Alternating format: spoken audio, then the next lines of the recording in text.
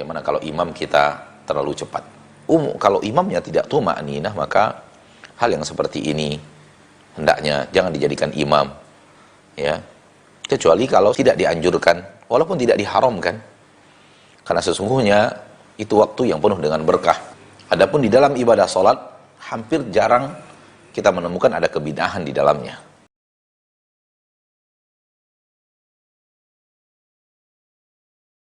Assalamualaikum Ustaz. Waalaikumsalam warahmatullahi wabarakatuh. Saya hamba Allah di Jepang. Masya Allah. Pertanyaannya, bagaimana kalau ada imam yang bacaannya dan gerakannya sangat cepat? Apakah kita tetap menjadi makmum atau bagaimana? Yang kedua, setelah sholat subuh tidak baik untuk tidur lagi. Tapi berhubung di sini ada 4 musim, apalagi musim panas, itu waktu subuh jam 3-an. Biasanya sesudah itu kami tidur lagi. Apakah tidak mengapa Ustaz? Baik. Nah, barakallahu fiik. Dan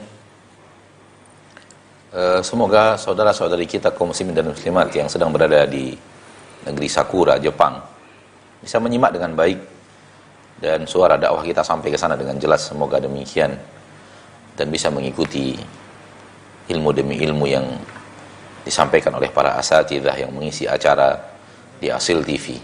Dan Asil TV hanyalah media untuk mengantarkan kepada Anda para ustadz yang berilmu, ya, para asatidzah yang mereka belajar ilmu agama dari pesantren, dilanjutkan ke kota Nabi, dilanjutkan dengan menggali, membaca, berdiskusi dengan ahli-ahli ilmu, sehingga sangat pantas mereka untuk ditampilkan kepada masyarakat agar masyarakat menimba ilmu dari apa yang telah mereka timba. Ma'asyiral muslimin, ma'asyiral muslimat, rahimani wa rahimakumullah. Bagaimana kalau imam kita terlalu cepat? Kalau imam terlalu cepat sehingga menghilangkan tuma'ninah, maka tidak pantas menjadi imam. Karena salah satu syarat sahnya salat, ya, menjadi rukun daripada salat adalah tuma'ninah. Thumma rka' hatta tatma'inna raki'an, thumma rfa' hatta tatma'inna qa'iman, thumma sujud hatta tatma'inna sajidan. Kemudian rukuklah kamu sampai engkau tuma'ninah dulu di dalam rukuk, dan angkat sampai kamu tuma'ninah lagi berdiri, dan sujud sampai kamu tuma'ninah lagi dalam sujud. Tuma'ninah artinya tenang, berdiam sejenak, menenangkan anggota tubuh, ya. Maka kalau imamnya tidak tuma'ninah, maka hal yang seperti ini hendaknya jangan dijadikan imam, ya. Kecuali kalau seandainya dia bisa tenang dan tidak tuma'ninah. Walau cukup tenangnya itu sampai membaca subhana rabbiyal a'la 1 kali. Dia sujud, kemudian subhana rabbiyal a'la, dan dia tenang dalam mengucapkan itu. Itu sudah tuma'ninah. Wallahu ta'ala alam bisawab. Adapun yang kedua, tidur setelah subuh tidak dianjurkan, walaupun tidak diharamkan. Karena sesungguhnya itu waktu yang penuh dengan berkah. Dan waktu yang penuh dengan berkah tidak baik, tidak diridhoi dan tidak disukai kalau kemudian kita tidak dalam keadaan beraktivitas dan beribadah di dalamnya. Namun waktu setelah subuh yang lazim itu adalah di awal siang, persis setelah kita sholat subuh sampai matahari terbit. Namun ketika tadi ditanyakan bahwa di Jepang kita jam 3, sementara waktu bakur itu hanya antara jam 6 sampai jam 7, jam 5.30 sampai jam 7, maka silakan tidur sebelumnya. Namun di waktu yang berkah itu, waktu bakurah, yaitu antara jam, kalau kita di Indonesia antara jam 5.30 sampai jam 7, maka itulah waktu yang penuh dengan berkah. Usahakan di waktu itu kita sudah beraktivitas dan beribadah kepada Allah. Assalamualaikum warahmatullahi wabarakatuh Ustaz. Waalaikumsalam warahmatullahi wabarakatuh. Semoga Allah Azza wa Jalla melindungi Ustaz dan keluarga. Amin wa iyyakum. Afwan, ana ingin bertanya. Masjid di dekat rumah ana ketika sholat 5 waktu terdapat kebid'ahan sebelum maupun setelah sholat. Apakah hal itu termasuk rukhsah bagi ana untuk meninggalkan sholat berjamaah di masjid Ustaz? Karena ana tidak bisa khusyuk ketika bersolat berjamaah di masjid tersebut. Dan masjid yang sesuai dengan sunnah dan sering ada kajian sunnah, jaraknya dengan rumah ana sekitar 10 km Ustaz. Barakallahu fikum Ustaz. kebid'ahan biasanya terjadi bukanlah di dalam ibadah sholat biasanya, tapi terjadi sebelum dan setelah sholat. Adapun di dalam ibadah sholat hampir jarang kita menemukan ada kebid'ahan di dalamnya. Oleh karena itu ikuti sholat berjamaahnya, tidak jadi masalah. Namun yang sebelumnya dan setelahnya yang sering sekali terjadi bid'ah di dalamnya tidak kita ikuti. Allahu a'lam. Nah, mengenai Rasulullah dan para sahabat setelah mereka hijrah ke Madinah, kemudian mereka melaksanakan Fathul Mekah dan menguasai kota Mekah.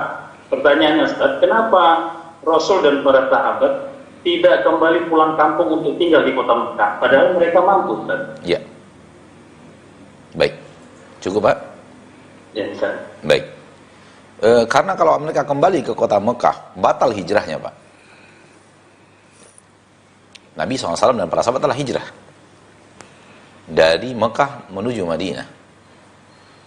Dan Nabi SAW tidak ingin melakukan hal yang bertabrakan dengan makna hijrah itu. Sehingga Nabi SAW tidak berlama-lama di kota Mekah setelah Fathu Makkah. Dan tidak berlama-lama di kota Mekah setelah melaksanakan ibadah haji terakhir yang beliau lakukan. Supaya tetap menjadi orang yang berhijrah dari Mekah menuju Madinah. Dan Allah Ta'ala telah memilihkan kota Madinah untuk tempat mahjar, tempat hijrahnya Nabi kita tercinta sallallahu alaihi wasallam.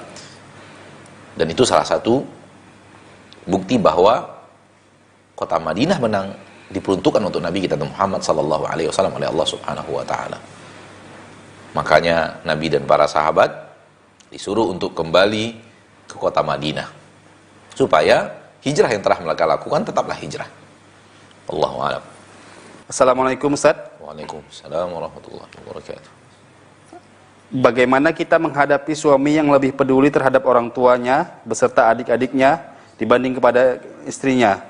Yang kedua, bagaimana menanggapi mertua yang selalu ikut campur atau mengatur kehidupan anaknya, padahal anaknya sudah punya istri dan anak, Ustaz? Syukran, Ustaz. Kasus tidak bisa didengar dari sebelah pihak. Kasus tidak bisa didengar dari sebelah pihak. Dan apa yang Anda tanyakan adalah kasus di rumah tangga Anda. Dan saya harus mendengar dari pihak yang kedua, yaitu pihak yang terlaporkan. Dan boleh jadi sesuatu yang Anda nilai tidak sama dengan realita yang sebenarnya. Anda menilai anak lebih banyak peduli kepada orang tua dibanding istri. Dan ketika kita menilainya, mungkin penilaian kita berbeda. Mungkin kita mengatakan suami telah melakukan seluruh kewajibannya kepada istrinya, sehingga istri tidak berhak lagi melarangnya untuk kemudian agak banyak waktunya ke rumah orang tuanya. Boleh jadi kita akan mengatakan seperti itu. Kemudian Anda mengadukan orang mertua yang ikut campur. Itu juga kasus. Namun boleh jadi kalau kita yang melihat perkara dan kita mendengarkan, boleh jadi kita menilainya orang tua yang memberikan masukan. Mertua yang memberikan masukan. Maka kasus tidak bisa ditanyakan di majelis yang seperti ini, namun ilmiah saja boleh bahwa suami wajib memberikan tanggung jawabnya kepada istri. Kalau dia tidak memberikan tanggung jawabnya kepada istri dan dia pergi ke rumah keluarganya dan dia menyepelekan kewajibannya kepada istrinya, maka ini keharaman yang terjadi. Dan mertua tidak berhak mengatur hidup anaknya. Hanya boleh mengusulkan. Ini secara ilmiah. Tapi kasus yang Anda alami, Anda tidak bisa jawab karena Anda tidak tahu berita yang bisa kita dapatkan dari pihak yang Anda laporkan. Wallahu a'lam bishawab.